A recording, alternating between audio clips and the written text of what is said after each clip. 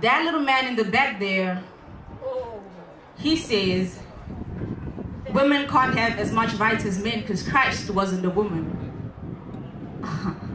Well, where did your Christ come from?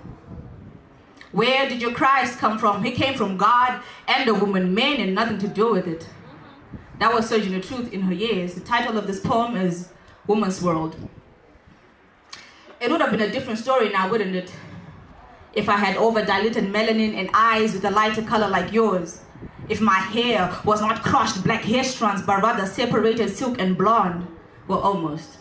Well, because you don't have white skin. But your ancestors were a product of white sperm. And between their two parents, one shared ancestors with mine, black kings and queens too. That you're out here looking at me like my darker pigment is a sign for God's hatred for sinners, forgetting that you could have been a product of slave rape. But I don't look at you that way because, well, I'm not racist. No, I'm not racist, but maybe just an angry black feminist with dreads and an ethnic look. Chuck the books, you and I are both black, boy. But see, at work I might be forced to call you sir, but in my poem, you're just a black boy. Now, there's nothing wrong with being black, but everything wrong with being a 40-year-old boy. Because only boys don't understand how to react when they see lava boiling inside the volcano of a woman, a black woman. See, I know you underestimate and overlook my fire, but I think it's critical that you know that my technical skills are equally as good as that of my masculine workmate. But I guess technical advice sounds more valued when a man says it, not me. How about I tell you that it is I that trained him, that told him to become, because grease is just a black oily substance, one that's oily but doesn't exactly feel like oil, same as how you view me. Am I not good enough to flourish in this industry? Don't listen to Peter Brook and Pat and black women no more, he says. Ain't it funny how we work the same job but get different salaries, like we don't share the same bills, like you use different toilet paper from mine. A woman's success is not determined by a marriage certificate, neither is her intelligence measured by aura, but rather her very existence is a case study of heaven's sweat. See, I was conversing with a colleague of mine at the bus stop one day. I asked him why society has made it okay for two humans, one male, one female, both graduates of the same degree, both blessed with exposure, both equally equipped with the know-how of workcraft, but somehow get different figures on the paycheck. Why male earns more than female? He says, that's no error.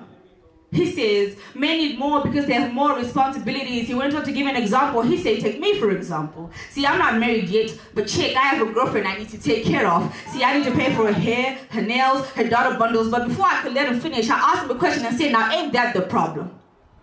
That most men think women need to be taken care of in the first place. That us as women have been taught to wait idly, only to be good at making babies and clapping our hands in gratitude at the feet of men, like our mothers taught them, generations and generations and generations and generations of generational disorder and misconduct, mentally cascading the work world into thinking that that's a good enough reason why men should earn more. Now ain't that sad? That a human can't get what she financially deserves because she has nothing swerving in her pants, but rather just a hole filled with words and sentences that sound like you are not enough. Like, are you sure petrol goes into cars? Like, I think you're more capable of cooking than driving the damn truck. Sentences that sound more like restrictions channeled to culture's perception of women at work. Like we only belong at vendor stations and flea markets.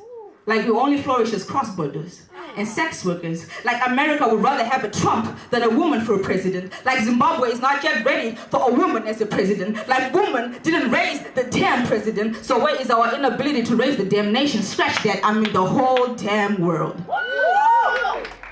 You see, my fear is when my son starts going to school and starts learning opposites, his teacher is going to teach him the opposite of feminism is misogyny.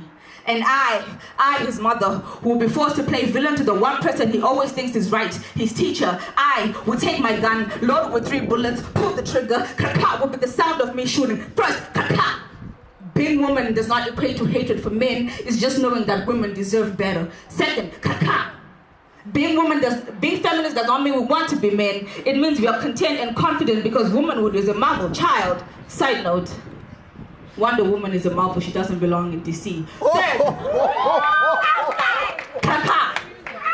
Men who stand for women's rights are also called feminists, and no, that does not make them gay. If anything, that makes them sexiest. And you, my son, you sexiest. Now this one is for the women who claim to be feminists but use their gun to shoot down other women with hate speech. I suggest you give the real soldiers the rifle, because women, you are far much more than a slave queen.